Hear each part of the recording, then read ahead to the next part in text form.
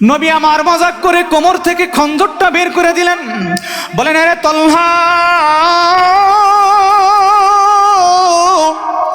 যাও যাও, তুমি যদি আমারে ভালোবেসে থাকো যাও এই তরবারি দিয়া তুমি তোমার বাবার গর্দান পাশায় একটা কোপ দিবা, গর্দান থেকে মাথা আলাদা হবে, এই মাথাটাই না আমি নবীর সামনে দিবা। জোরে জোরে বলেন না সুবহানাল্লাহ। আরে বন্ধু দেখেন 1500 বছর আগে ছোট্ট সাহাবীর ঈমান কি আর আপনার আমার ঈমান কি। সেও আশিকে রাসূল ছিল আর আপনিও আমি আশিকে রাসূল দাবি করি। এই ছোট্ট সাহাবী এবার খঞ্জর নিয়ে একটা দৌড় দিছে, আর ডানে বামে তাকানোর সুযোগ নাই।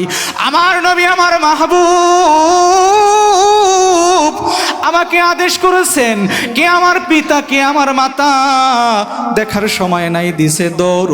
অন্য অন্য উপস্থিত সাহাবায়ে কেরাম আশ্চর্য হইয়া গেলেন, হায় হায় আজকে নবী আমার কি প্রেম খেলা খেলতেছে। ওদিকে তলহার পিতা হযরতে বরা রাদিয়াল্লাহু তাআলা আনহু আকাশের দিকে মাথাটা দিয়া আল্লাহর কাছে ডাক দিয়া বলে, আল্লাহ দেন না একটা ডাক দেন না, বলেন না আল্লাহ, আরো জোরে মায়া লাগে বলেন আল্লাহ। তলহা রাদিয়াল্লাহু তাআলা আনহুর পিতা ডাক দিয়া বলেন, আল্লাহ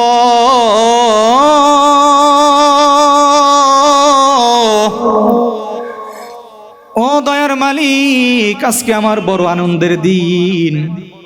আমার ঔরসে তুমি এমন একজন সন্তান দিছো যে কিনা আমি পিতার চাইতে নবীকে বেশি ভালোবাসে। ওগো দয়ার মালিক, কিয়ামতের ময়দানে রোজে মাহশারে যদি আমি বড়ার কোনো আমল তোমার দরবারে কবুল না হয়,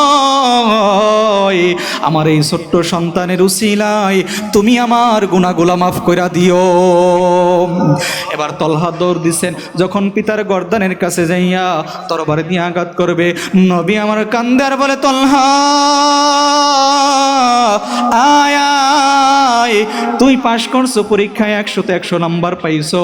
এরে তলহা, আমি নবী তো দুনিয়ায় আসছি পিতার পুত্রের মধ্যে সম্পর্ক তৈরি করে দেওয়ার জন্য। আমি নবী তো পিতা পুত্রের মধ্যে সম্পর্ক ছিন্ন করার জন্য আসি নাই, আমি নবী তো আত্মীয়তা ছিন্ন করার জন্য আসি নাই। এ তলহা আয় আয় আয়, তুই আমার বুকে আয়। আজকে থেকে হাসান আর হুসাইন যেমনি ভাবে আমার আদরের দুলাল, তুইও আমার আজকে থেকে আদরের দুলাল। বলেন না সুবহানাল্লাহ। কে বহালো দিবস রাতি দক্ষিণ হিমেল বায়ু,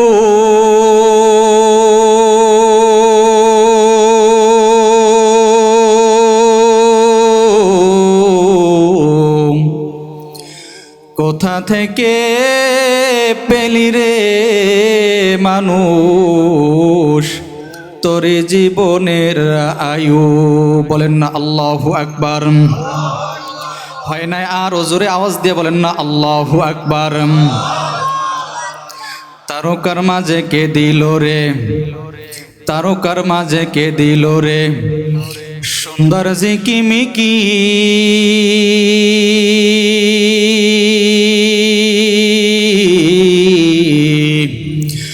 রংধনুকে কে সাজালো দিয়েই রঙের মাখামাখি। তিনি কে? আরো জোরে বলেন তিনি কে? কে দিল রে লতার গাছে বড় বড় কদু,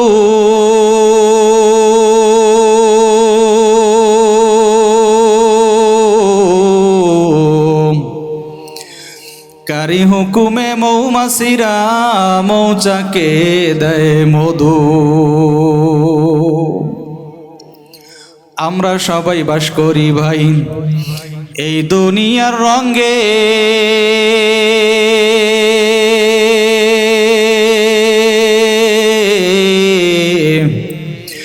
হাতের লেখা মুখের চেহারা মিলে না কারো সঙ্গে।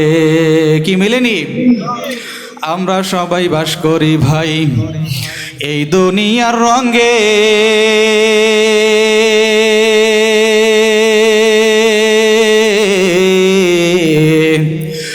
হাতের লেখা মুখের চেহারা মিলে না কারো সঙ্গে, আরো মিলে না গলার কণ্ঠ, আরো মিলে না গলার কণ্ঠ। বৃদ্ধাঙ্গুলের টিপ,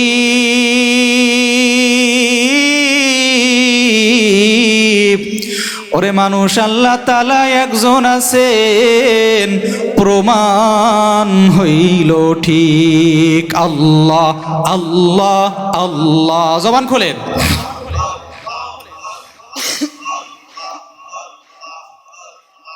আল্লাহ আল্লাহ আল্লাহ আল্লাহ আল্লাহ।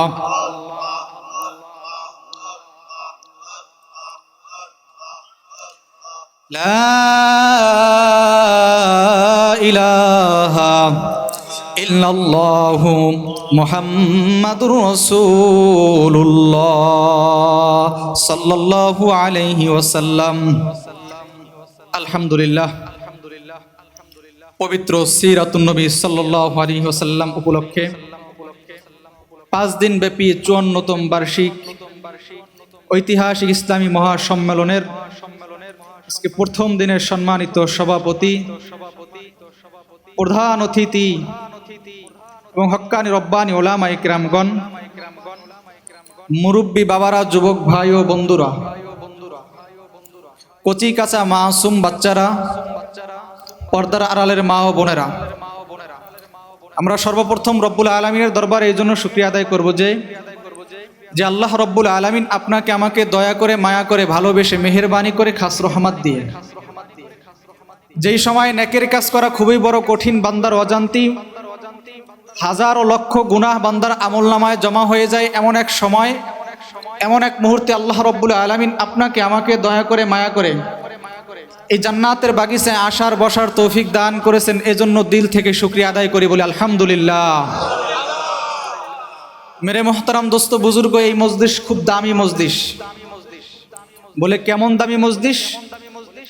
বলে বান্দা বাড়ি থেকে রওনা দিয়েছে গুনাহ নিয়ে, কিন্তু যদি এই মজলিসে, এরকমের মজলিসগুলোয় সহি নিয়াতে, খালেস নিয়াতে বসতে পারে এবং তওবা করে আখিরি মোনাজাত দিয়ে যদি বান্দা ফিরে, তখন গুয়াকে একজন মাসুম বাচ্চা হয়ে বাড়িতে ফিরল। বলেন না সুবহানাল্লাহ। এই মজলিসগুলো খুব দামি মজলিস। বলে কেমন দামি মজলিস? বলে বান্দা যখন বাড়ি থেকে নিয়াত করছে এমন কোরআনের মাহফিলে, এমন মজলিসে আসবে, বান্দার প্রত্যেকটা কদমে কদমে আল্লাহ রব্বুল আলামিনের ফেরেশতারা 10টা করে নেকি লিখতেছে। বলেন না সুবহানাল্লাহ। প্রত্যেকটা কদমে কদমে 10টা করে সগীরা গুনাহ মাফ হয়েছে।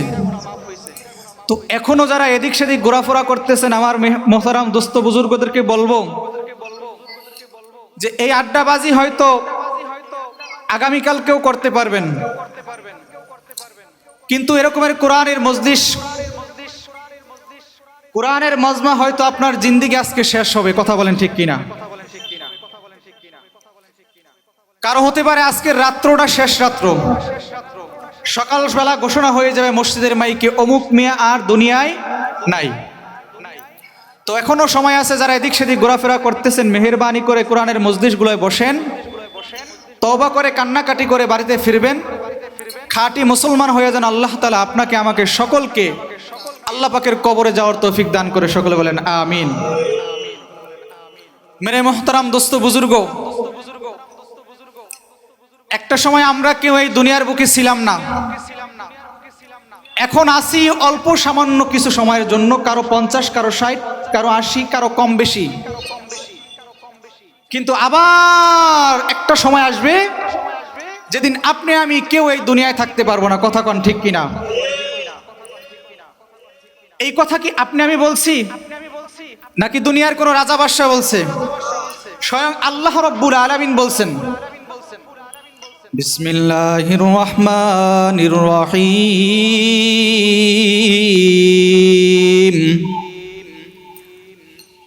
কুল্লু নাফসিন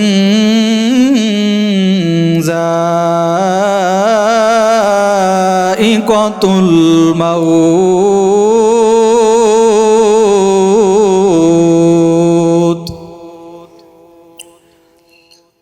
কুল্লু নাফসিন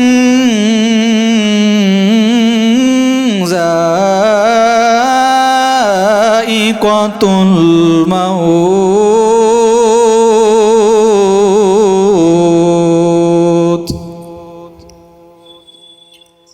রব্বুল আলামিন ডেকে ডেকে বলেন, আমি আল্লাহ দুনিয়ার ভিতরে যত প্রাণী সৃষ্টি করেছি, যত রকমের মাখলুকাত সৃষ্টি করেছি, যাদের ভিতরে আমি আল্লাহ প্রাণ দিয়েছি, সবাইকে একদিন না একদিন মৃত্যুর স্বাদ গ্রহণ করতে হবে। কেউ এই দুনিয়ায় থাকতে পারবে না, চাইলেও সম্ভব নয়।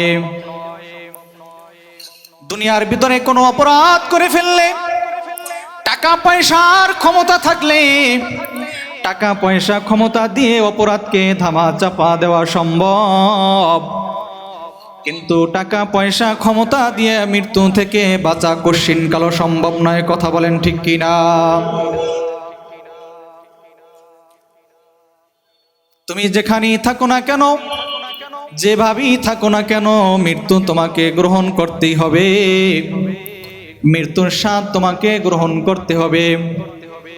মালিক বলেন, আইনামা তাকুনু ইউদরিকুমুল মাউত। বলেন আল্লাহু আকবার। আরো জোরে বলেন আল্লাহু আকবার।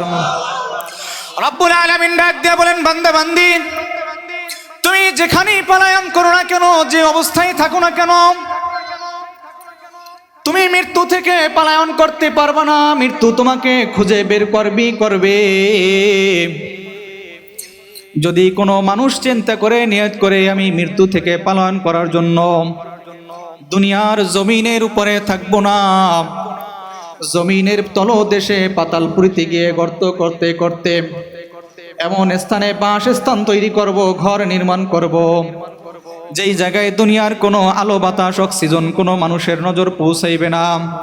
শুধু তাই নয়, দুনিয়ার উন্নত মানের কোনো প্রযুক্তি দিয়েও ওই স্থান থেকে ওই মানুষটাকে খুঁজে বের করা সম্ভব নয়। এ বান্দা, তুমি যদি ওই স্থানেও লুকায়িত থাকো, ইযা জাআ আজালুহুম লা ইস্তাখিরুনা সাআতাও ওয়া লা ইস্তাকদিমুন। রব্বুল আলামিন বলেন, তুমি যদি অমন স্থানেও পলায়ন করো, তুমি লুকাইয়া বাঁচতে পারবা না, কশিনকালও সম্ভব নয়। সময় হয়ে গেলে 1 সেকেন্ড আগেও নয়, 1 সেকেন্ড পরেও নয়, মৃত্যু তোমাকে বরণ করতেই হবে, গ্রহণ করতেই হবে। মেরে মোহতারাম দোস্ত বুজুর্গ, তাহলে প্রশ্ন একটা জাগে যে আমরা যেহেতু দুনিয়ায় ছিলাম না, অল্প সময়ের জন্য দুনিয়ায় আসছি, কেন রব্বুল আলামিন আবার নিয়ে যাবেন? যেহেতু কেন দুনিয়ায় পাঠাইলেন? রাসূল করিম সাল্লাল্লাহু আলাইহি ওয়াসাল্লাম বলেন, আদ-দুনিয়া মাজরাতুল আখিরা, এই দুনিয়াটা হইল আখিরাতের খেতি স্বরূপ। এ বান্দা, তুমি যেমন দুনিয়ার জমিনে, দুনিয়ার কৃষকরা জমিনের ভিতরে চাষ করে ফসল ফলায়, ওই ফসল সিজন শেষে বিক্রি করে সারা বছর ভালোভাবে সংসার চালায়, ভালোভাবে চলে, ঠিক দুনিয়ার ভিতরে রব্বুল আলামিন বান্দা বান্দি পাঠিয়েছেন আখিরাতের ফসল ফলাইবে। বলে আখিরাতের ফসল কি? বলে বান্দা, নামাজের সময় হয়ে গেছে, নামাজের চাষ করবে, রোজার মাস আইসা পড়ছে, রমজান আইসা পড়ছে, রোজা চাষ করবে, দান সদকা দিয়া দান সদকা চাষ করবে, ধনী মানুষ যাকাত দিবে, যাকাতের চাষ করবে, হজ ফরজ হয়ে গেছে, হজ করে হজের চাষ করবে। আর এই চাষ করার পরে যেই নেকামলটা, যেই ফসলটা আসবে, এইটা হলো নেকামল। আর দুনিয়ার কৃষকরা দুনিয়ার ফসল যেমনিভাবে দুনিয়ার বাজারে বিক্রি করে, ঠিক এই যে আখিরাতের ফসলটা কিয়ামতের ময়দানে একটি বাজার বসবে, সেই বাজারে আল্লাহ রাব্বুল আলামিন বান্দার কাছ থেকে এই নেকামল নামক ফসলকে কিনে নেবেন, ঈমান নামক ফসলকে কিনে নেবেন। বিআন্না লাহুম জান্নাহ, রব্বুল আলামিন জান্নাতের বিনিময়ে কিনে নেবেন। বলেন না সুবহানাল্লাহ। রব্বুল আলামিন এক একজনের আমলনামা দেখবেন, এরে বান্দা, তোর ইমানটা বড় মজবুত, ইমানটা বড় খাঁটি, তোর নামাজের ফসলটাও ভালো, রোজার ফসলটাও ভালো, তোর হজের ফসলটাও ভালো, দান সদকার ফসলটাও ভালো, তোর সব কিছু এক নাম্বার, সব কিছু খাঁটি। দুনিয়ায় ফসল যদি খাঁটি হয়, নিম্নমানের না হয়, 1 নাম্বার হয়, দামটাও 1 নাম্বার হয়। এ বান্দা তোর ঈমান, তোর আমল সব কিছু যেহেতু 1 নাম্বার, আমি আল্লাহ 1 নাম্বার, আমি আল্লাহ তোরে একটা জান্নাত দিব, সেই জান্নাত 1 নাম্বার, তার নাম হলো জান্নাতুল ফেরদাউস। আর দুনিয়ার ভিতরে ফসলের ভিতরে যদি কোনো খাদ যুক্ত থাকে, চিটা যুক্ত থাকে, ফসল যেমনিভাবে 1 নাম্বার দাম পায় না, নিম্নমানের দাম পায়, কিন্তু একেবারে দাম থেকে মাহরুম হয় না। কিয়ামতের ময়দানে রব্বুল আলামিন আমলনামা হাতে নিয়ে বলবেন, বান্দা তোর ঈমানটা আগের দল, আগের শ্রেণীর মতন, আগে যারা গেছে তাদের মতন পরিপূর্ণ 1 নাম্বার খাঁটি না, তোর রোজাটাও পুরো পরিপূর্ণ খাঁটি না, তোর নামাজটাও পরিপূর্ণ খাঁটি না। তুই নামাজও পড়ছো, রোজাও রাখছো, দান সদকাও করছো, কিন্তু এদিক সেদিক করছো বান্দা। আবার দিন শেষে আইসা আমি রব্বুল আলামিনের কাছে তওবা করছো, আমি আল্লাহর কাছে মাপ চাইছো, যা বান্দা যা, আমি আল্লাহ তোরে খালি হাতে ফিরাবো না। দুনিয়ার বাজারে যদি ফসল নিম্নমানের হয়, যেমন কৃষক দাম পায়, 1 নাম্বার না পাইলেও যেমন একেবারে মাহরুম হয় না, আমি আল্লাহ তোরে মাহরুম করব না। তোদেরকে আমি আল্লাহ সবচাইতে ছোট জান্নাত, নিম্নমানের একটা জান্নাত দেব। কিন্তু বান্দা তুই বেজার হইস না, হাদিসের ভিতরে আসছে ওই নিম্নমানের জান্নাতটা হলো এই পৃথিবীর 10 দুনিয়ার সমান। আর এক শ্রেণীর লোকদেরকে রব্বুল আলামিন ডাক দিয়ে বলবেন, বান্দা ব্যাপার কি, তোর নামাজের কোনো নেকি নাই, নামাজের ফসল নাই, রোজার কোনো ফসল নাই, দান সদকার কোনো ফসল নাই, ভালো কাজের কোনো ফসলই নাই, তোর ঈমানটাই নাই। এ বান্দা আমি আল্লাহ তোরে কি না দিছি, আমি আল্লাহ তোরে সব কিছু দিয়া বানাইছি দুনিয়ায়। আমি আল্লাহ তুই না চাইতেই তোর 3.5 হাত বডির ভিতরে আমি রব্বুল আলামিন কোটি কোটি টাকার সম্পদ দিয়া দিছে, কথা কন ঠিক কিনা? রব্বুল আলামিন বলে, বান্দা তোর বডির ভিতরে আমি আল্লাহ কোটি কোটি টাকার সম্পদ দিয়া দিলাম। শুধু তাই নয় রে বান্দা, আমি আল্লাহ তোরে মানুষ হিসেবে বানাইছি। আমি আল্লাহ চাইলে তোরে শুয়ার, কুকুর, গরু, ছাগলও বানাইতে পারতাম। না বান্দা না, আমি কারিম রব তোকে ভালোবেসে মায়া করে দয়া করে তোরে আমি আল্লাহ মানুষ হিসেবে বানাইলাম। শুধু মানুষই নয়, আমি আল্লাহ তোরে চাইলে হিন্দু, বৌদ্ধ, খ্রিস্টান, নাসারা বানাইতে পারতাম, কিন্তু না, আমি আল্লাহ তোরে মুসলমান হিসেবে বানাইছি, মুসলমানের ঘরে দিয়ে দিছি। শুধু তাই নয় বান্দা, তুই কি জানোস না আমি আল্লাহ তোরে কি দিছি? আমি আল্লাহ তোরে মানুষ হিসেবে বানাইয়া সবচাইতে সুন্দর আকৃতি আমি আল্লাহ তোরে দিয়া দিছি। এ বান্দা তোর কাছে ময়না, তোতা, টিয়া, শালিক এগুলো তোর কাছে বড় সুন্দর লাগে দেখতে, কিন্তু না বান্দা না, আমি আল্লাহ ঘোষণা দিয়ে দিছি পৃথিবীর মধ্যে মানুষ হইল সবচাইতে দামি, মানুষ হইল সবচাইতে সুন্দর। রব্বুল আলামিন বলেন, ওয়াত্তিন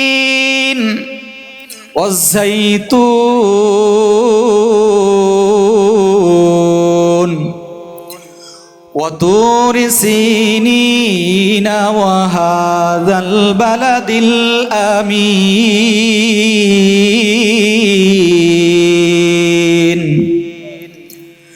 لقد خلقنا الإنسان في أحسن تقويم। রব্বুল আলামিন চারটা কসম খায়া বলেন, অবশ্যই আমি আল্লাহ মানুষকে সবচাইতে সুন্দর করে বানাইছি। বলে মানুষ সুন্দর হওয়ার কারণ কি? রব্বুল আলামিন নিজেই জবাব দিয়া দেয়, এ বান্দা আমি আল্লাহ আসমান বানাইলাম কোন বইলা, কোন মানি হও ফায়াকুন মানি হইয়া যাও, কোন হইয়া হও ফায়াকুন হইয়া গেছে, অতঃপর হয়ে গেছে। আল্লাহ বলেন আমি আসমান বানাইলাম কোন বলিয়া, জমিন আমি আল্লাহ বানাইলাম কোন দিয়া, সৌর জগৎ আমি আল্লাহ বানাইলাম কোন দিয়া, চন্দ্র বানাইলাম আমি আল্লাহ কোন দিয়া, দুনিয়ার সব কিছু আমি আল্লাহ বানাইলাম কোন দিয়া। এ বান্দা তোরে আমি আল্লাহ কোন ফায়াকুন বইলা বানাই নাই, তোর বডিটা আমি আল্লাহ ফেরেশতাদেরকে হুকুম করছি, বড় মায়া করে ভালোবাসা বানাইছে। আর তোর চেহারাটা খলাক তুপিয়া দেইয়া আমি আল্লাহ নিজ কুদরতি হাত দ্বারা বানাইছি। এ বান্দা তুই আর কত নিয়ামতের খবর শুনবি? শুধু তাই নয়, আমি আল্লাহ তোরে বানাইয়া আমি আল্লাহ ঘোষণা করে দিলাম, এ মানুষ তোরা দুনিয়ার মধ্যে সবচাইতে সম্মানিত। বলে কেমন সম্মানিত? বলে ফেরেশতার থেকেও সম্মানিত। রব্বুল আলামিন বলেন, ওয়ালাকাদ কাররামনা বানি আদম, ওয়ালাকাদ কাররামনা বানি আদম। রব্বুল আলামিন বলেন, আমি বনি আদমকে সবচাইতে সুন্দর করে বানাইছি, সবচাইতে শ্রেষ্ঠত্ব দিয়ে বানাইছি, সবচাইতে মর্যাদাবান করে বানাইছি। রে বান্দা, আসমান আমি আল্লাহ বানাইলাম তোর জন্য, জমিন আমি আল্লাহ বানাইলাম তোর জন্য, বাতাস আল্লাহ আমি বানাইলাম তোর জন্য, অক্সিজেন আমি আল্লাহ বানাইলাম তোর জন্য, দুনিয়ার সব কিছু আমি আল্লাহ বানাইলাম তোর জন্য। তোর বাড়ির কুকুরটা পর্যন্ত আমি বেহুদা বানাই নাই, আমি আল্লাহ তোর জন্য বানাইছি। বলেন না সুবহানাল্লাহ। হাজারো রকমের খাবার, হাজারো রকমের ফল ফ্রুট আমি আল্লাহ তোর জন্য বানাইছি। বান্দা প্রশ্ন করে, মালিক সব বানাইলা আমার জন্য, সবচাইতে সম্মানিত করলাম আমারে, সবচাইতে সুন্দর বানাইলা আমারে, নিজ হাত দিয়ে আমারে বানাইলা, তাইলে বলো বলো আমারে কি কাজের জন্য বানাইলা? মালিক বলেন, সব বানাইলাম তোর জন্য, সবচাইতে সম্মানিত করলাম তোরে, সবচাইতে সুন্দর করলাম তোরে, সব রকমের নিয়ামত আমি আল্লাহ তোরে দিলাম, সব কিছুর গোলাম আমি আল্লাহ তোরে বানাইলাম। দুনিয়ার যা কিছু মাখলুকাত আছে সবগুলার গোলাম আল্লাহ তোর জন্য বানাইলাম, তোর গোলামি করার জন্য। আর তোরে বানাইছি একমাত্র একমাত্র আমি রবের গোলামি করার জন্য। মালিক বলেন কত সুন্দর করে, ওয়ামা খালাকতুল জিন্না ওয়াল ইনসা ইল্লা লিয়াবুদুন। আল্লাহ বলেন, আমি মানুষ এবং জিনকে বানাইছি একমাত্র আমি রবের গোলামি করার জন্য। দুনিয়ায় পাঠাইছে আপনাকে আমাকে একটা উদ্দেশ্য করে, আখিরাতের চাষ করার জন্য, আখিরাতের ফসল ফলানোর জন্য। কুতুবুল আলম মুজাদ্দিদ আল ফেসানি রহমাতুল্লাহি আলাইহি বলেন, কোনো মানুষ যদি মোটা মোটা 3টা কাজ করতে পারে, বেশি নফলের দরকার নাই, বেশি তাহাজ্জুদের দরকার নাই, বেশি আওয়াবিনের দরকার নাই, মোটা মোটা যদি 3টা কাজ করতে পারে, ওই বান্দা একজন মরার সময় আল্লাহ পাকের খাস ওলি হইয়া, খাঁটি মুসলমান হইয়া মাওলার কবরে যাইবে। শুনবেন 3টা কাজ কি? মুজাদ্দিদ আল ফেসানি রহমাতুল্লাহি আলাইহি বলেন, নাম্বার 1, রব্বুল আলামিন যেই কাজগুলো করতে বলছেন, আমরের সিগা ব্যবহার করছেন, আদেশ করছেন, বান্দা সেই কাজগুলো করবেন। আর রব্বুল আলামিন যেই কাজগুলো থেকে নিষেধ করছেন, নাহির সিগা ব্যবহার করছেন, সেই কাজগুলো থেকে বিরত থাকবে। সংক্ষেপে বলতেছি, নাম্বার 2, জনাবে মুহাম্মদুর রাসূলুল্লাহ সাল্লাল্লাহু আলাইহি ওয়াসাল্লামের একজন সাচ্চা আশিক হইয়া যাওয়া, রাসূলের প্রেমিক হইয়া যাওয়া। বলে কেমন প্রেমিক? বলে সাহাবায়ে কিরাম যেইভাবে যেমনিভাবে রাসূল সাল্লাল্লাহু আলাইহি ওয়াসাল্লামের প্রেমিক ছিলেন, রাসূল সাল্লাল্লাহু আলাইহি ওয়াসাল্লামকে যেমনিভাবে ভালোবাসছেন তেমনিভাবে ভালোবাসতে হবে। নিজের থেকে কিছু বাড়াইয়াও না, কমাইয়াও না, অর্থাৎ সাহাবায়ে কিরামদের নমুনায় চলে রাসূলের তরিকার উপরে, সুন্নতের উপরে চলতে হবে। কথা কোন ঠিক কিনা? নাম্বার 1 আল্লাহ পাকের হুকুম, নাম্বার 2 রাসূলের সুন্নাত, রাসূলের তরিকার উপরে চলা, রাসূলের আশিক হইয়া যাওয়া। বলে কেমন আশিক হওয়া? সাহাবায়ে কিরাম যেমন আশিক ছিলেন, বলে সাহাবায়ে কিরাম নবীর কেমন আশিক ছিলেন। বুখারী শরীফের হাদিস শুনাইতেছি, মনোযোগ দিয়ে শুনেন। হযরতে আম্মা জান আয়েশা রাদিয়াল্লাহু তাআলা আনহার নাম শুনেন নাই? কি আপনারা নাম শুনছেন? কে ছিলেন তিনি? আমাদের আম্মা। কে ছিলেন? আমাদের আম্মা জান হযরতে আয়েশা রাদিয়াল্লাহু তাআলা আনহার কাছে ওনার ছাত্রী আয়েশা প্রশ্ন করে, আম্মা বলেন তো কে বেশি সুন্দর, পয়গম্বর ইউসুফ বেশি সুন্দর নাকি আমার আপনার নবী বেশি সুন্দর? আচ্ছা, আপনাদের কাছে কি মনে হয়, পয়গম্বর ইউসুফ নবী বেশি সুন্দর নাকি আপনার আমার মাহবুব বেশি সুন্দর? জোরে কোন? আম্মা জান ধমক দিয়ে বলে, আরে পাগলির দল, কার আমার সাথে কার তুলনা দাও? আমার নবী আমার মাহবুব রহমাতুল লিল আলামিন, আমার নবীর সাথে কারো তুলনা চলে না, কারো তুলনা চলে না। এবার বলে আম্মা জান, রব্বুল আলামিন তো কোরআনের ভিতরে বলেছেন পয়গম্বর ইউসুফকে দেখা জুলাইকার সখীরা ফলের পরিবর্তে নিজেদের হাত কাইটে দিছে। আমার আপনার নবীর দেখে কি কেউ হাত কাটছেনি? আম্মা জান আবার ধমক দিয়ে বললেন, হে পাগলির দল, শুধু ওখানেরটা দেখলি এখানেরটা দেখলি না? বলেন না সুবহানাল্লাহ। আহা, আল্লাহু আকবার। বলে ওখানেরটা খালি দেখলি এখানেরটা দেখলি না? বলে কি কি? বলে ওখানে পয়গম্বর ইউসুফকে দেখা ওই জুলাইখার সখীরা ফলের পরিবর্তে হাত কাটছে, কিন্তু ঈমান আনে নাই। আর আমার নবী আমার মাহবুবকে দেখা, আমার নবীর চরিত্র দেখা, আমার নবীর আখলাক দেখা, আমার নবীর খলকে আউজিম দেখা, আমার নবীর সৌন্দর্য দেখা কাট্টা কাফের মুশরিক বেদুইনরা আগে পাগল হয় নাই, আগে হাত কাটে নাই, আগে কালেমা পইরা ঈমান আনছে, মুসলমান হইছে। বলেন না সুবহানাল্লাহ। বলে মুসলমান হয়ে বসে থাকে নাই। বলে কি করছে? বলে নবীর প্রেমে যুদ্ধের ময়দানে শুধু হাত নয়, নিজের গলা কাটাইয়া দিছে। দেখেন আম্মা জান আয়েশা রাদিয়াল্লাহু তাআলা আনহার কথা কত বাস্তব। বলে রে পাগলির দল,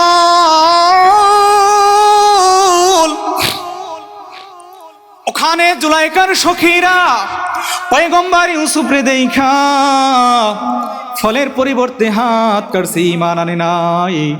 আর আমার মাহবুবের দেখা আগে ঈমান আনছে, পরে আমার মাহবুবের জন্য যুদ্ধের ময়দানে নিজেদের গর্দান কাটাইয়া দিছে। সাহাবায়ে কেরামগণ নবীকে কি পরিমাণ ভালোবাসতেন! আল্লাহর নবী সাল্লাল্লাহু আলাইহি ওয়াসাল্লামের দরবারে একটা সাহাবী আসতেন, ছোট্ট এক সাহাবী, 8 থেকে 10 বছরের সাহাবী।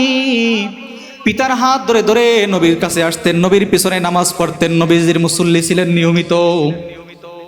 প্রতিদিন আসা যাওয়া করার কারণে নবীর সাথে একটা ভালো সম্পর্ক হয়ে গেছে। নবীও আদর করেন, সাহাবায়ে কেরাম আদর করে, নবীকে ওই সাহাবী বড় ভালোবাসে। একদিন ডাক দিয়া বলেন, ইয়া রাসূলুল্লাহ, ইয়া হাবিবাল্লাহ, আপনার সাথে আমি কিছু কথা বলবো। ছোট্ট সাহাবী বলতেছে, বলেন না সুবহানাল্লাহ। নবী আমার ডাক দিয়া বললেন, সাহাবী তুমি তো আমার আদরের সাহাবী। ওই সাহাবীর নাম ছিল হযরতে তালহা রাদিয়াল্লাহু তাআলা আনহু। বলেন তুমি তো আমার আদরের, বলো কি বলবা? বলে নবী গো, এই যে বৃদ্ধ সাহাবাগুলোকে আর নওজোয়ান সাহাবাগুলোকে প্রতিদিন আপনি আমল শিখায় দেন, তালিম দেন, তারা সেই অনুযায়ী আমল করে। আমাকেও কিছু আমল শিখায় দেন, কেননা আমিও তো আপনাকে বেশি ভালোবাসি। নবী আমার মজাক করে দুষ্টামি করে বললেন, তালহা তুমি আমি নবীকে কি পরিমাণ ভালোবাসো? বলি, ইয়া রাসূলুল্লাহ, আমি আমার জীবনের চাইতেও আপনাকে বেশি ভালোবাসি। বলে, আর কিভাবে ভালোবাসো? বলে, আমি আমার পিতা মাতার চাইতে বেশি ভালোবাসি।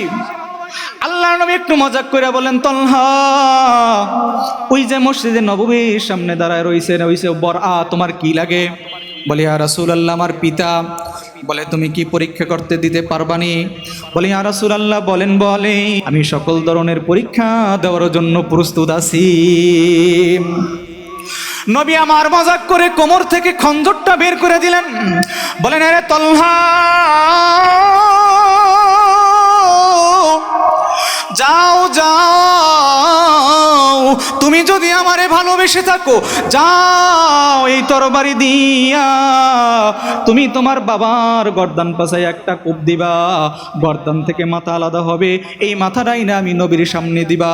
জোরে জোরে বলেন না সুবহানাল্লাহ। আরে বন্ধু, দেখেন 1500 বছর আগে ছোট্ট সাহাবীর ঈমান কি আর আপনার আমার ঈমান কি। সেও আশিকে রাসূল ছিল, আর আপনিও আমি আশিকে রাসূল দাবি করি। এই ছোট্ট সাহাবী এবার খঞ্জর নিয়ে একটা দৌড় দিছে, আর ডানে বামে তাকানোর সুযোগ নাই। আমার নবী আমার মাহবুব আমাকে আদেশ করেছেন কে আমার পিতা কে আমার মাতা দেখার সময় নাই, দিছে দৌড়। অন্য অন্য উপস্থিত সাহাবায়ে কেরাম আশ্চর্য হইয়া গেলেন, হায় হায় আজকে নবী আমার কি প্রেম খেলা খেলতেছে। ওদিকে তলহার পিতা হযরতে বরা রাদিয়াল্লাহু তাআলা আনহু আকাশের দিকে মাথাটা দিয়া আল্লাহর কাছে ডাক দিয়া বলে, আল্লাহ দেন না একটা ডাক দেন না, বলেন না আল্লাহ, আরো জোরে মায়া লাগাই বলেন আল্লাহ। তলহা রাদিয়াল্লাহু তাআলা আনহুর পিতা ডাক দিয়া বলেন, আল্লাহ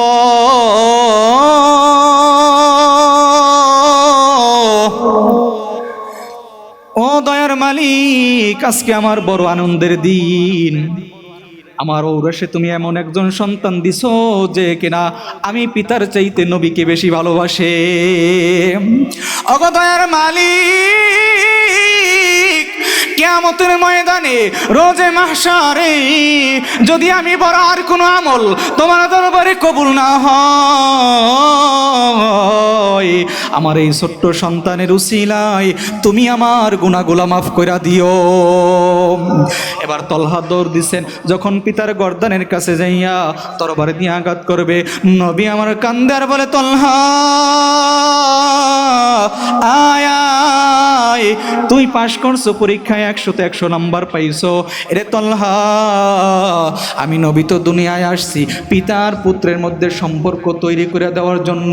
আমি নবী তো পিতা পুত্রের মধ্যে সম্পর্ক ছিন্ন করার জন্য আসি নাই, আমি নবী তো আত্মীয়তা ছিন্ন করার জন্য আসি নাই।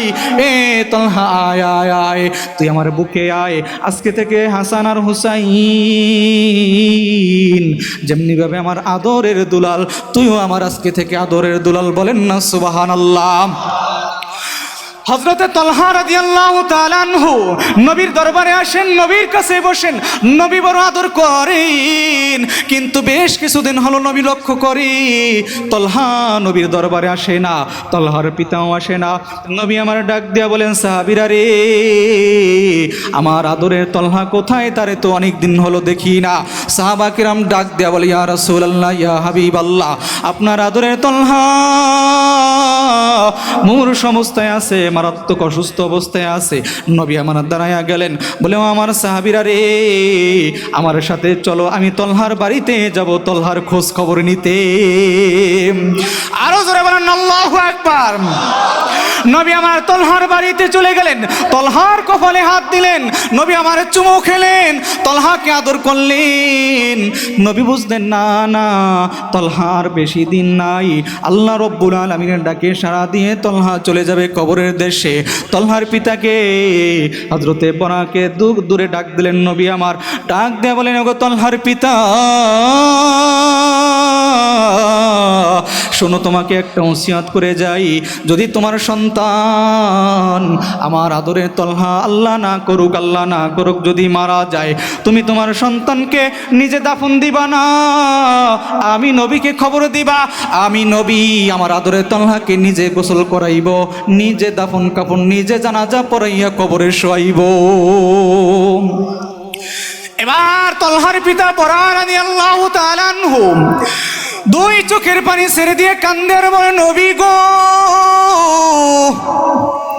রহমাতুল লিল আলামিন নবী আমার, আমি আপনার কথায় বুঝতে পেরেছি আমার সন্তান মনে হয় দুনিয়ায় বেশি দিন বাঁচবে না, কিন্তু একদিক দিয়ে আমার আনন্দ লাগে, আপনি নবী তার জানাজা পড়াইবেন, কবরের মধ্যে শোয়াইবেন, এর চাইতে সৌভাগ্য আর কিছু নয়।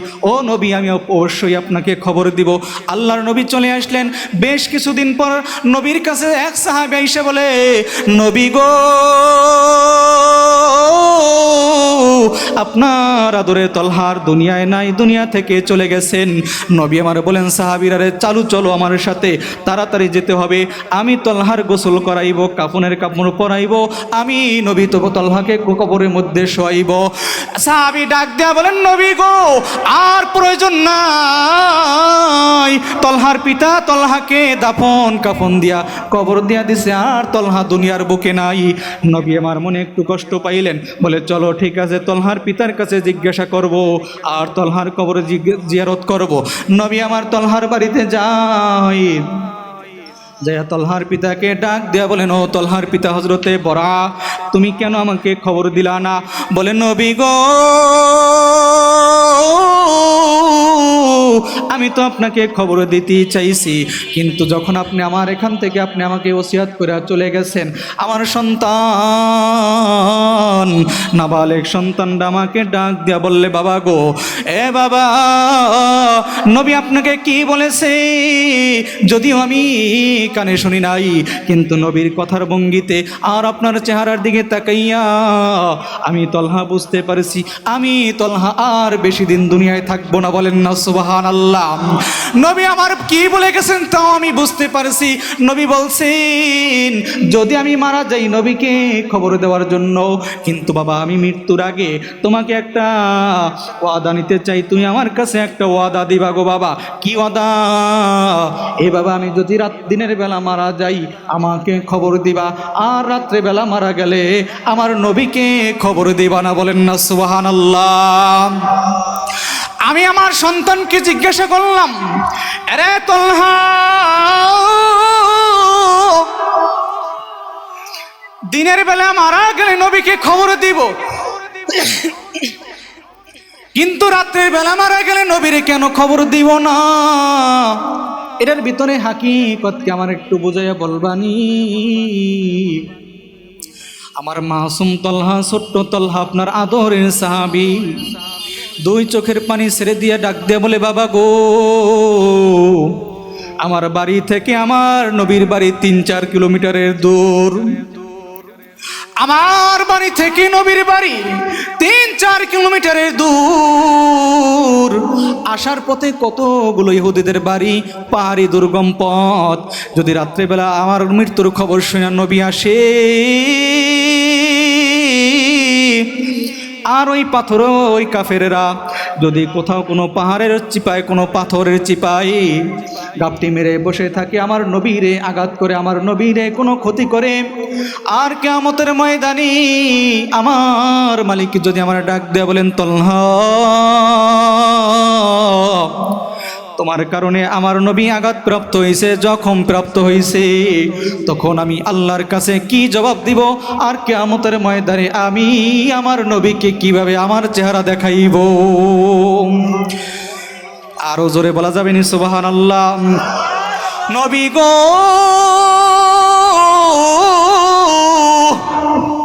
এই জন্য আমি আপনাকে খবর দেই নাই।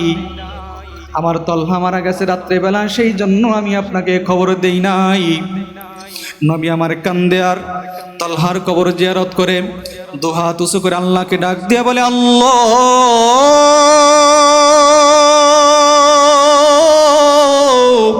দেন না একটা ডাক, দেন না, বলেন আল্লাহ। আরো জোরে মায়া লাগে, বলেন আল্লাহ। নবী আমার ডাক দিয়া বলে, আল্লাহ, আমার নবুয়তের চোখ দিয়া দেখাইয়া দাও আমার তলহা কি অবস্থায় আছে, কি হালতে আছে। আল্লাহ রব্বুল আলামিন নবীকে চক্ষু খুলে দিলেন। নবীদের চক্ষু তেমনিতেই খোলা, জান্নাতের ভিতরে নিয়ে গেলেন চক্ষু দুইটা। জান্নাতের দিকে তাকাইয়া নবী আমার দেখে তলহা একটা জান্নাতের পাখি হইয়া জান্নাতের ভিতরে খেলাধুলা করতেছে। মেরে মোহতারাম দোস্ত বুজুর্গ, 1500 বছর আগের একজন ছোট্ট সাহাবীর ঈমান কত মজবুত ছিল, কত বড় আশিকে রাসূল ছিল। আর এই 1500 বছর পর আইসা আপনি আমিও আশিকে রাসূল দাবি করি, অথচ এই বাংলার জমিনে 92 থেকে 95% মুসলমান থাকা সত্ত্বেও নবীর ইজ্জতের উপরে হামলা হয়, নবীর খতমে নবুয়তের চেয়ার নিয়ে টানাটানি হয়। আপনার আমার একটু পরিমাণ মাথা ব্যথা নেই, কথা বলেন ঠিক কিনা? যদি ওই কাদিয়ানির গোষ্ঠীরা বাংলার জমিনে আবার দ্বিতীয়বার সাহস দেখায়, কোনো নাস্তিক, কোনো মুরতাদ বাংলার জমিনে যদি আবার সাহস দেখায়, আমার নবীর ইজ্জত নিয়ে সিনিমিনি খেলে, আমার নবীর খতমে নবুয়তের চেয়ার নিয়ে টানাটানি করে, আমরাও নবীর সাচ্চা আশিক রাসূল হিসাবে আমরা আমাদের বুকের তাজা রক্ত ঢেলে দিব, প্রয়োজনে জীবন দিব, তাও বাংলার জমিনে বিন্দু পরিমাণ নবীর ইজ্জতের খেয়ানত হতে দেব না। কথা কন ঠিক কিনা? পারবেন ইনশাআল্লাহ? আমাদের হক্কানি রব্বানি উলামায়ে কিরামদেরকে বলবো, বর্তমান জামানার যারা হক্কানি ওলামায়ে কেরাম আছে, নেতৃত্ব স্থানে দিন ওলামায়ে কেরাম, বিশেষ করে আল্লামা মুফতি সৈয়দ মোহাম্মদ রেজাউল করিম পীর সাহেব চরমোনাই, আল্লামা মামুনুল হক সাহেব সহ যারাই আছেন নেতৃত্বে হক্কানি ওলামায়ে কেরাম, আপনারা মাঠে ময়দানে বিভিন্ন ইস্যু নিয়ে কাজ করেন, ভালো আলহামদুলিল্লাহ আপনাদের সাথে আমরা আছি। কিন্তু খতমে নবুয়াত রক্ষা করার জন্য এই কাদিয়ানীদের বিরুদ্ধে আপনারা একটা ডাক দেন। যুদ্ধের ময়দানে যেমন সাহাবায়ে কেরাম বলেছিলেন উহুদের যুদ্ধে, ইয়া রাসূলুল্লাহ আপনি কেন ভয় করেন, কেন পরামর্শ চান? আমরা আপনার ডানে আসি, বামে আসি, সামনে আসি, পিছনে আসি, বুকের তাজা রক্ত ঢেলে দিব, প্রয়োজনে সমুদ্রে ঝাঁপ দিব, প্রয়োজনে অগ্নিকুণ্ডের মধ্যে ঝাঁপ দিব, তাও আমরা বেঁচে থাকতে আপনার শরীরে আঁচ লাগতে দিব না। ঠিক হক্কানি ওলামায়ে কেরাম যারা আছেন তাদেরকে আমরা এই মাহফিল থেকে স্পষ্ট ঘোষণা দিয়ে দিতে চাই, ও ওলামায়ে কেরামগণ, পীর সাহেব চরমোনাই, আল্লামা মামুনুল হক, আপনারা আমাদেরকে ডাক দেন, আমরা আপনাদের ডানে থাকবো, বামে থাকবো, সামনে থাকবো, পিছনে থাকবো, বুকের তাজা রক্ত ঢেলে দেব, প্রয়োজনে জীবন দিব, তাও আল্লাহর জমিনের ভিতরে, এই বাংলার জমিনের ভিতরে আল্লাহর নবীর ইজ্জত হেফাজত করেই ছাড়বো ইনশাআল্লাহ। কি পারবেন না ইনশাআল্লাহ? যদি আমাদেরকে ডাক দেয় কি আমরা আমাদের সন্তানদেরকে এতিম করতে পারবো তো ইনশাআল্লাহ? এই বাংলাদেশ স্বাধীন হয়েছিল শুধু একটা দেশের জন্য, হাজারো মা বোন বিধবা হয়েছে, হাজারো সন্তান এতিম হয়েছে, লক্ষ লক্ষ নৌজওয়ান বুকের তাজা রক্ত ঢেলে দিয়েছে, এই দুনিয়ার মায়া ত্যাগ করে চলে গিয়েছে, জীবন দিয়েছে। আর আমরা শুধু দেশ নয়, দেশ তো রক্ষা করবই, ইসলাম রক্ষা করার জন্য, খতমে নবুয়তের চেয়ারকে রক্ষা করার জন্য, আল্লাহর কোরআনের আইন বাস্তবায়ন করার জন্য যদি আমাদের হক্কানি ওলামায়ে কেরাম মুরব্বীরা, পীর সাহেব চরমোনাই সহ আল্লামা মামুনুল হক সাহেব এবং জামাত ইসলামের যারাই বলেন, যারাই নেতৃত্বে আছেন, তারা যদি আমাদেরকে ডাক দেয়, আমরা আপনাদেরকে এই মাহফিলের সাধারণ মানুষদেরকে নিয়ে বলতে চাই, আমরা চাষি হতে পারি, মেহনতি হতে পারি, দিনমজুর হতে পারি, কিন্তু আমরা আমাদের আল্লাহকে ভালোবাসি, আমরা আমাদের ইসলামকে ভালোবাসি, আমরা আমাদের কোরআনকে ভালোবাসি, আমরা আমাদের দেশকে ভালোবাসি, আমরা আপনাদের ডাকে আমাদের সন্তানকে এতিম করতে পারবো, আমাদের স্ত্রীগুলোকে বিধবা করতে পারবো, আমরা আমাদের বুকের তাজা রক্ত ঢেলে দেব, আমরা আমাদের জীবন দেব, আমরা আপনাদের ডানে আসি, বামে আসি, সামনে আসি, পিছনে আসি, আপনাদের কোনো ক্ষতি হতে দেব না, প্রয়োজনে আপনাদের কিছু হওয়ার আগে আমরা শহীদ হব, তাও বাংলার জমিনে কোরআনের আইন বাস্তবায়ন করতে হবে। কথা বলেন ঠিক কিনা? কি পারবেন তো ইনশাআল্লাহ? রাজি আছেন তো ইনশাআল্লাহ? মেরে মোহতারাম দোস্ত বুজুর্গ, বলছিলাম মুজাদ্দিদ আল ফিসানি রহমাতুল্লাহি আলাইহি বলেন, কোন মানুষ যদি আল্লাহ পাকের খাস ওলি হইয়া ইন্তেকাল করতে চায়, মারা যেতে চায়, তিনটা কাজ করবে। কয়টা? নাম্বার 1, রব্বুল আলামিনের সমস্ত হুকুমগুলোকে পরিপূর্ণভাবে পালন করবে। নাম্বার 2, রাসূল করিম সাল্লাল্লাহু আলাইহি ওয়াসাল্লামের সাচ্চা আশিক হইবে। সাহাবায়ে কেরাম যেভাবে আশিক ছিলেন, মিষ্টি সুন্নাত লাগলে মিষ্টি সুন্নাত পালন করবে, মেসওয়াকের সুন্নাত লাগলে মেসওয়াকের সুন্নাত পালন করবে, আবার যখন রক্ত দেওয়ার সুন্নাতের প্রয়োজন হবে তখন রক্ত দেওয়ার সুন্নাত আদায় করবে। এটা হইল সাচ্চা আশিক রাসূল। কথা বলেন ঠিক কিনা? নাম্বার 3, মুজাদ্দিদ আল ফিসানি বলেন, নাম্বার 3 হলো পিতামাতার খেদমত করা। পিতামাতার খেদমত কেন করবেন? রব্বুল আলামিন ডাক দেয়া বলেন, ওয়াসাইনাল ইনসানা বিওয়ালিদাইহি ইহসানা।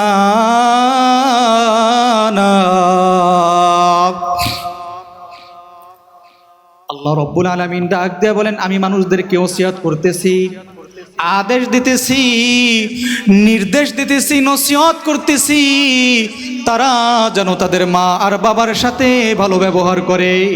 কে বলেছেন? আরো জোরে বলেন, কে বলেছেন? জোর হয় না, আরো বলেন কে বলেছে?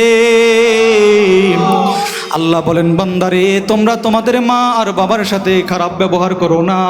কেননা তোমার মা তোমাকে অতি কষ্টের সহিত গর্ভের ভিতরে ধারণ করেছেন, আর গর্ভে ধারণ করা যে কি কষ্ট একমাত্র মা জাতি ছাড়া বোঝানো সম্ভব নয়। কথা কন ঠিক কিনা?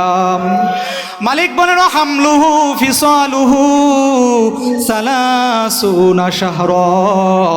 তোমার মা তোমাকে তোমাকে গর্ভে ধারণ করেছে অতি কষ্টের সহিত এবং তোমাকে 30 মাস পর্যন্ত দুধ পান করিয়েছে, এই মায়ের কোনো দিন কষ্ট দিবা না। যেই বাবা সারাদিন নিজের দিকে না তাকাইয়া রৌদ্রের ভিতরে পড়ে মাথার ঘাম পায়ে ফেলে বৃষ্টিতে ভিজে সন্তানের কথা চিন্তা করে, নিজে দুর্বল পোশাক পরে, নিজে নরমাল পোশাক পরে, সিরা জামা সিরা জুতা সারাদিন পরে সন্তানের কথা চিন্তা করে, এই বাবারে কোনো দিন কষ্ট দিবা না। আল্লাহর নবী বলেন, ইন্না আবওয়াবাল জান্নাতা তাহতা আকদামিল ওয়ালিদাইন। ও আমার উম্মতেরা রে, তোমাদের জান্নাত হলো তোমাদের মা আর বাবার পায়ের নিচে। বলেন না সুবহানাল্লাহ। আর এক হাদিসের মধ্যে নবী আমার বলেন, ইন্না আবওয়াবাল জান্নাতা তাহতা আকদামিল উম্মাহাত। ও আমার উম্মতেরা রে, তোমাদের জান্নাত হলো তোমাদের মায়ের পায়ের নিচে। খবরদার, যেহেতু মার পায়ের নিচে জান্নাত, এই মায়ের আর এই বাবারে কষ্ট দিবা না। নবী আমার বলেন, রিজাল রব্বি ফি রিজাল ওয়ালিদাইন ওয়াসাখাতুর রব্বি ফি সাখাতিহিমা। যেই বান্দাবান্দির উপরে তার মা বাবা রাজি থাকে, আমার আল্লাহ ওই বান্দাবান্দির উপরে রাজি হয়ে যায়। বলেন না সুবহানাল্লাহ। আর যার উপরে, যেই সন্তানের উপরে পিতা মাতা নারাজ হয়, আমার আল্লাহ ওই সন্তানের উপরে নারাজ হইয়া যায়। আমার আল্লাহ ওই সন্তানের উপরে নারাজ হইয়া যায়। দুনিয়াতেও শান্তি নাই, মরার সময় ঈমান নিয়ে কবরে যাইতে পারে না, বেঈমান হইয়া মরা লাগে। জোরে বলেন নাউজুবিল্লাহ। কুতুবুল আলম আল্লামা শাইখুল হাদিস আল্লামা জাকারিয়া কান্দলবী রহমাতুল্লাহি আলাইহি, ফাজাইলে আমলের লেখক, উনি ওনার মা বাবার হক সম্পর্কে একটা কিতাব লেখছেন। কিতাবের মধ্যে লেখেন, ভারতের সাহারানপুরে একজন বৃদ্ধ আর একজন বৃদ্ধা বাস করতেন। জোয়ানকালে কোনো সন্তান হয় নাই, বৃদ্ধাকালে আল্লাহর কাছে কাঁদতে কাঁদতে হযরত ইব্রাহিম আলাইহিস সালাতু ওয়াস সালামের মতন শেষ বয়সে একটা পুত্র সন্তান দান করলেন, ছেলে সন্তান দান করলেন। সন্তানটা বড় মায়া করে ভালোবেসে, যেহেতু একটা মাত্র ছেলে, খুব আদর করে লালন পালন করলেন, বড় বানাইলেন। ওই সময়ের অনুযায়ী সবচেয়ে বড় শিক্ষিত করলেন, ভালো ফ্যামিলিতে জমিদার বাড়িতে বিবাহ দিলেন। কিন্তু কিছুদিন যাওয়ার পরে, বিবাহ করার পর স্ত্রীর কথা, ওই সন্তান, ওই নালায়েক সন্তান বৃদ্ধ মা বাবাকে ছেড়ে শ্বশুরালয়ে চলে যায়, শ্বশুর বাড়ি চলে যায়। একদিন নয়, 2 দিন নয়, 7 বছর হয়ে গেছে। পিতামাতার সাথে দেখা তো দূরের কথা, পিতামাতার একটা চিঠি পর্যন্ত দেয় না। ওই সময় তো আর মোবাইলের যুগ নাই, একটা চিঠি পর্যন্ত দেয় না। এই দৃশ্যটা আমার মালিক আর সহ্য করতে পারলেন না। আমার মালিক বললেন, না ফরমান, এই বৃদ্ধর বৃদ্ধা অনেক কষ্ট করে তোকে মানুষের মতন মানুষ করলো, লেখাপড়া করাইয়া ভালো ফ্যামিলিতে বিবাহ দিল, কিন্তু তুই স্ত্রীর কথায় ওই মা বাবাকে ভুলে গেলি। রব্বুল আলামিন নারাজ হইয়া লজ্জাস্থানের ভিতরে ছোট্ট একটা রোগ দিয়া দিল। লজ্জাস্থানের ভিতরে পছন্দ হয়ে গেছে, দুর্গন্ধ শুরু হয়ে গেছে। এত ডাক্তার কবিরাজ দেখায়, কোনো ভালো হয় না, দুর্গন্ধ যায় না, পছনও ভালো হয় না। এবার স্ত্রী ওই স্বামীর একটা লাথি দিল, বলে তোমার আসল জিনিস নাই, তোমার সাথে আবার আমার কিসের সম্পর্ক। স্ত্রী ডিভোর্স দিয়ে অন্যত্রায় চলে গেলেন। এবার শ্বশুর বাড়ির লোকজন বলে, বাবাজি, আমাদের মেয়ে যেহেতু নাই, তোমাকে আর রাখি কি করে, যাও তুমিও চলে যাও। এবার শ্বশুর বাড়ির এলাকার লোকজন বলে, ও ঘর জামাই, এতদিন এই জমিদারের ভয়তে তোমাকে কিছু বলি নাই, তুমি এই বাড়ির জামাই ছিলা, কিন্তু এখন নাই। খবরদার খবরদার, তুমি এই এলাকার ভিতরে থাকতে পারবা না, কারণ তোমার ভিতরে যেই গজব দিয়েছে আল্লাহ, যেই রোগ দিয়েছে, তুমি যদি এই এলাকার ভিতরে থাকো তাহলে তোমার এই রোগ আমাদের কাছেও আসতে পারে, ছোঁয়াছুঁয়ি রোগ, যেটা আর কি মানুষের বিশ্বাস। সেভাবে বললো, এই ছোঁয়াছুঁয়ি রোগ আমাদের ভিতরে আসতে পারে, তুমি এই এলাকার ভিতরে থাকতে পারবা না। এবার সন্তান মনে মনে কল্পনা করে আর ভাবে আর কান্দে, আর আকাশের দিকে মাথা উঁচু করে ডাক দিয়ে বলে, আল্লাহ, আমার স্ত্রী আমাকে ছেড়ে চলে গিয়েছে, শ্বশুর বাড়ির লোকজন আমাকে তাড়াইয়া দিছে, শ্বশুর বাড়ির এলাকা থেকেও আমাকে তাড়িয়ে দিয়েছে, এখন আমি কই যাই, কার কাছে যাই? তখন এই অন্তরের ভিতরে কে জানি ঢেলে দিয়েছে, তখন মনের ভিতরে কে জানি ঢেলে দিয়েছে, মনে পড়ে গেছে কেমন জানি আল্লাহ ডাক দিয়া বলে, বান্দারি তোর শ্বশুর বাড়ির লোকজন তাড়াইয়া দিছে, স্ত্রীও তোরে তাড়াইয়া দিছে, এলাকার লোকজনও তাড়াইয়া দিছে। এ বান্দা, ওই যে 7 বছর আগে বৃদ্ধ বাবা আর বৃদ্ধা মাকে রেখে আসছিলি, একবার তাদের কাছে যাইয়া দেখ, আমার মন বলে তোকে তারা ফালাইবে না। সন্তানের মনের বিদ্যে এই কল্পনা আসলো। এবার সন্তান স্বস্তির নিঃশ্বাস ছেড়ে হাঁটতে হাঁটতে নিজের এলাকায় চলে আসছে। আইসা দেখে তার যে বাবার যে বাড়িটা ছিল, বিটা ছিল, সেটা এখন আর বাড়ি নাই। একটা আঙ্গুরের বাগান, একটা রাখাল বা মালি যাই বলেন, আঙ্গুলের ডালাপালাগুলো সাফ করতেছে। ওই ছেলেটা ডাক দেয়া বলে, ভাই এইটা কি অমুকের বাড়ি ছিল না? বলে হ্যাঁ ছিল, কিন্তু এখন নাই। বলে কি হয়েছে? বলে এই বাড়িতে একজন বুড়া আর একজন বুড়ি বাস করত।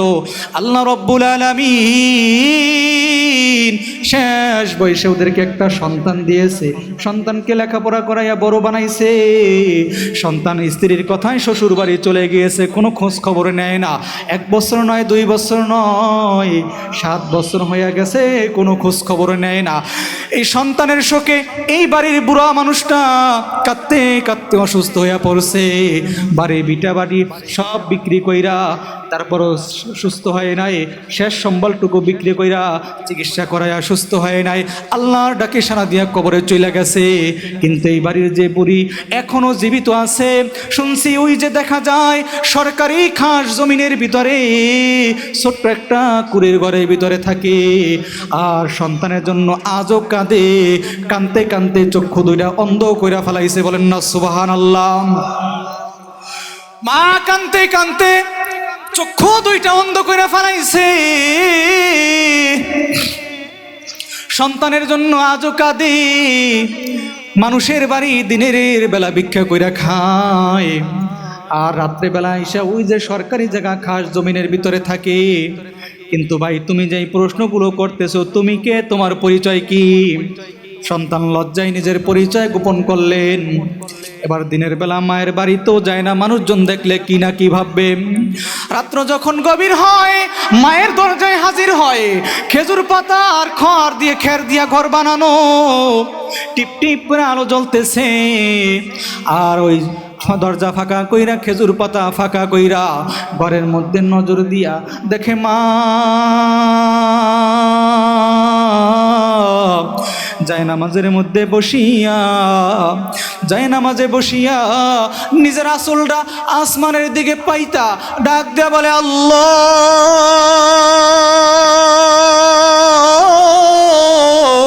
দেন না, বলেন না, বলেন আল্লাহ। আরো জোরে বলেন আল্লাহ। ডাক দেয়া বলে, মালিক তুমি আমার চক্ষু দুইটা নিয়ে গেছো,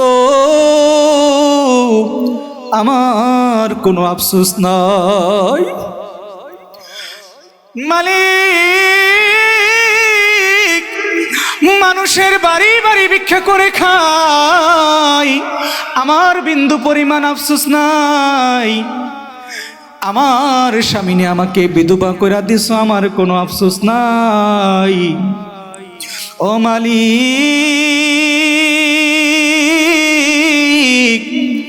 ওই যে 7 বছর আগে আমার বুক থেকে আমার মানিক রে, আমার রতন রে তুইলা নিছো, আল্লাহ তোমার কাছে এখনো বলি, তুমি আমার মানিক রে আমার বুকে ফিরাইয়া দাও। মালিক প্রয়োজনে আমি অন্ধ মা, এই বৃদ্ধা মা আমি ভিক্ষা করব, আমার সন্তানকে আমি খাওয়াবো, আমার সন্তানকে আমি কোনো কাজ করতে দিব না, আমার সন্তানকে আমি নিজ হাতে রান্না করে নিজ হাতে লোকমা তুলে তুলে খাওয়াবো। কিন্তু তারপরও তুমি আমার সন্তানরে পাঠাইয়া দাও, আমার সন্তানরে আমি কোনো কাজ করতে দিব না। আমার স্বামী নিয়ে গেছো, আফসোস নাই। বিধবা বানাইছো, মানুষের বাড়ি বাড়ি ভিক্ষা কইরা কইরা খাই, কাঁদতে কাঁদতে অন্ধ হয়ে গেছি, কোনো আফসোস নাই, তোমার কাছে চক্ষু চাই না, ভালো খাবারও চাই না, তুমি আমার বুকের মানিক রে ফিরাইয়া দাও। সন্তান আর সহ্য করতে পারলেন না, একটা চিৎকার দিয়ে বলে, মা আমি তোর নাফরমান সন্তান তোর ঘরের দরজার সামনে হাজির। বলেন আল্লাহু আকবার, আরো জোরে বলেন আল্লাহু আকবার। এবার মা মোনাজাতকে ছেড়ে এবার অন্ধ মানুষ হাতাইতে হাতাইতে দরজা খুলে ডাক দিয়ে বলে, বাবা এই 7 বছর পরে মনে হয় আমার মালিক আমার ডাক শুনছে। একে তো আল্লাহ রব্বুল আলামিন কাঁদতে কাঁদতে কাঁদতে কাঁদতে পয়গম্বর ইব্রাহিমের মতো আমাকে শেষ বয়সে সন্তান দিয়েছে, আবার বুক থেকে কেড়ে নিয়ে গেছিল, আবার এই তো 7 বছর পর আমার দোয়া কবুল করে তোরে পাঠাইয়া দিছে। এবার সন্তান রে বুকে জড়াইয়া ধরে, সন্তান মারে জড়াই ধরে কাঁদে, বাবারে মা ও সন্তান রে জড়াই ধরে কাঁদে। আর মা বলে, বাবা চোখে তো দেখতে পারি না, এই দুর্বল ঠোঁটগুলো দিয়া আমি একটু তোরে চুমো খাবো, তোর ঠোঁট দুইটা আমার ঠোঁটের সাথে মিশা। বলেন না সুবহানাল্লাহ। এবার মা গালে চুমা খায়, ঠোঁটে চুমা খাই, আর ডাক দিয়া বলে, বাবা গো তুমি মনে হয় অসুস্থ, কোনো বড় ধরনের অসুস্থ। সন্তান বলে, মা আমি যে অসুস্থ তুমি কেমনে বুঝলা, তোমারে কে বললো? বলে, রে সন্তান তুই যখন আমার গর্ভে ছিলি তোমার পেটের মধ্যে লাথি মারতি, পেটের ভিতরে খোঁচা মারতি, আমি মা ব্যথার জ্বালায় বেহুশ হইয়া যাইতাম, আমি মা ঠিক মতন ঘুমাইতে পারতাম না, ঠিক মতন খাইতে পারতাম না। যখন তুই দুনিয়ায় আসলি রে সন্তান তোর পেটে খিদা লাগলে বলতে পারতি না, এরে সন্তান তোর পেটে ব্যথা হইলে, তোর ঠান্ডা লাগলে, তোর জ্বর হইলে বলতে পারতি না, শুধু ওয়া ওয়া করে কান্তি। আমি মা বুঝতাম তুই কি এখন খিদার জন্য কাঁদতেছো নাকি কোনো অসুস্থতার জন্য কাঁদতেছো। এরে সন্তান তখন যেমন বুঝতে পারছি আমি এখনো বুঝতে পারি। সন্তান মায়ের জন্য, এবার মা সন্তানের জন্য দোয়া করে, আল্লাহ রব্বুল আলামিন ওই সন্তানকে সুস্থতার নিয়ামত দিয়া দিয়েছে। বলেন না সুবহানাল্লাহ। এবার যাদের মনের মধ্যে আফসোস, হুজুর আমার তো মাও নাই, আমার বাবা নাই, কিভাবে মা বাবার সেবা করব, খেদমত করব? আল্লাহর নবী বলেন, আমার উম্মতের আরে তোমরা যদি সহজ 3টা কাজ করতে পারো তাহলে তোমাদের মা বাবার উপরে যে হক আছে সেই হক আদায় হবে, আর আল্লাহ রব্বুল আলামিন তোমার মা বাবাকে কবরের মধ্যে শান্তিতে রাখবে। বলেন না সুবহানাল্লাহ। 2 মিনিটে শেষ করে দিছি। তা যাদের মা বাবা বেঁচে নাই, একটা আফসোস যে আমাদের তো মা বাবা বেঁচে নাই, কিভাবে তাদের খেদমত করব, কিভাবে তাদের হক আদায় করব? আল্লাহর নবী বলেন তারা যদি 3টা কাজ করতে পারে, 1 নাম্বার মা বাবার কবর বেশি বেশি জিয়ারত করবেন এবং মা বাবার জন্য বেশি বেশি দোয়া করবেন। বলে কি দোয়া করব? রব্বুল আলামিন নিজেই কোরআনের মধ্যে দোয়া শিখাই দিয়েছেন, রব্বিরহামহুমা কামা রব্বায়ানি সগীরা। বলেন না অকুন রব্বিরহামহুমা কামা রব্বায়ানি সগীরা। এই গেল নাম্বার 1, পিতাবেন কবর জিয়ারত করবেন। নাম্বার 2, পিতা বেঁচে নাই, পিতার বন্ধু বেঁচে আছে অথবা পিতার ভাই আপনার আপন চাচা বেঁচে আছে, মাঝে মাঝে তার খেদমত করবেন, সেবা যত্ন করবেন, তার কিছু কিনে দিবেন, নতুন জামা কাপড় কিনে দিবেন, ভালো মন্দ খাওয়াইবেন। মা বেঁচে নাই, খালা বেঁচে আছে, মায়ের বান্ধবী বেঁচে আছে, তাদের খোঁজ খবর নেবেন। ও খালা, মা তো বেঁচে নাই, তুমি বেঁচে আছো, মায়ের থাকলে একটা শাড়ি দিতাম, তোমার একটা শাড়ি দিলাম। বাবাজি, চাচাকে বলবেন, চাচা বাবা তো বেঁচে নাই, বাবা বেঁচে থাকলে তার পিছনে কত টাকা খরচ হইতো, তোমার একটু কাপড় কিনা দিলাম, তোমার একবেলা ভালো খাওয়াইলাম। নাম্বার 2 গেল। নাম্বার 3, পিতা আর মাতার জন্য বেশি বেশি দান করবেন। এই 3টা কাজ যদি কেউ করতে পারে, আল্লাহর নবী বলেন ওই উম্মত পিতা মাতার উপরে হক আদায় হয়ে যাবে এবং পিতা মাতাও কবরের মধ্যে শান্তি থাকবে। বলেন না সুবহানাল্লাহ। তাই মুজাদ্দিদ আল ফিসানি রহমতুল্লাহ আলাইহি বলছিলেন 3টা কাজ। 1 নাম্বার রব্বুল আলামিনের হুকুমগুলো যেইগুলো করতে বলছেন আমরের সিগা ব্যবহার করছেন, আদেশ করছেন, আর যেখানে নাহির সিগা ব্যবহার করছেন, নিষেধ করছেন। অর্থাৎ আল্লাহ রব্বুল আলামিনের আদেশ এবং নিষেধগুলোকে মানবেন এবং রাসূলের সাচ্চা আশেক হইবেন। কিভাবে? বলে সাহাবায়ে কেরাম যেইভাবে রাসূলকে ভালোবাসছেন সেই সাহাবায়ে কেরামের নমুনায়, সাহাবায়ে কেরামের পদ্ধতিতে বাড়াইয়াও না কমাইয়াও না। কথা বলেন ঠিক কিনা? বাড়াইয়াও না কমাইয়াও না। সাহাবায়ে কেরাম যেভাবে নবীর তরিকায় চলছেন ঠিকভাবে, আমাদেরকে সেইভাবে চলতে হবে, বাড়াইয়াও না কমাইয়া।